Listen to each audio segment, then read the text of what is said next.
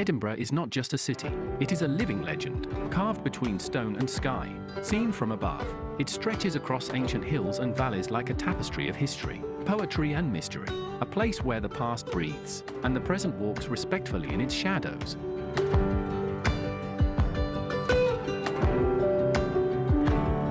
On the banks of the water of Leith lies the charming Dean village, a hidden village where time seems to have stood still, a former centre of mills and craftsmen. Today it is a haven of peace, with cobblestone streets, historic houses and ivy-covered bridges. Seen from the sky, Dean village is like a forgotten chapter of a fairy tale, unspoilt, peaceful, untouched.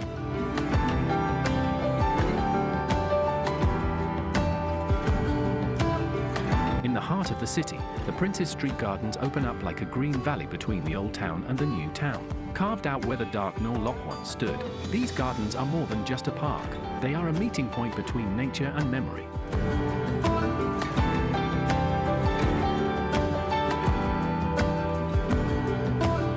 Edinburgh Castle, perched on the volcanic rock of Castle Rock, its imposing silhouette bears the witness of centuries of struggles, coronations and resistance. Cannons and promises echoed from its walls. It is the soul of Scotland, carved in the rock and forged in time. In the middle of this green landscape stands the Scott Monument, a Victorian Gothic masterpiece dedicated to Sir Walter Scott, Scotland's greatest novelist. With its dark spires pointing skywards, it looks like an imaginary cathedral made of dreams and stone.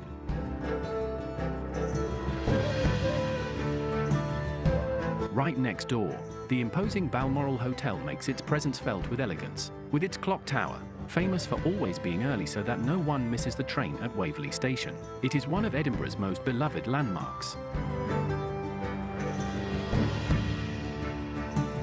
George Street, straight, symmetrical and refined, a classic example of Scottish Enlightenment urbanism, flanked by neoclassical facades and elegant buildings.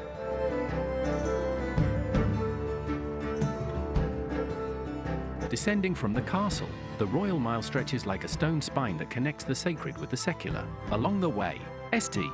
Giles Cathedral rises, with its crown-shaped tower. Inside, the silence speaks of reforms, kings and forgotten prayers.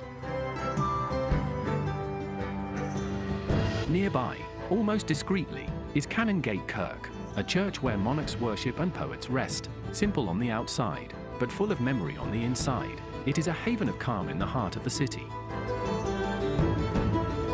At the end of the Royal Mile is the Palace of Holyrood House, the official residence of the British monarchy in Scotland, with its impeccable gardens and historic rooms. It is the setting for royal meetings, ceremonies and echoes of the past.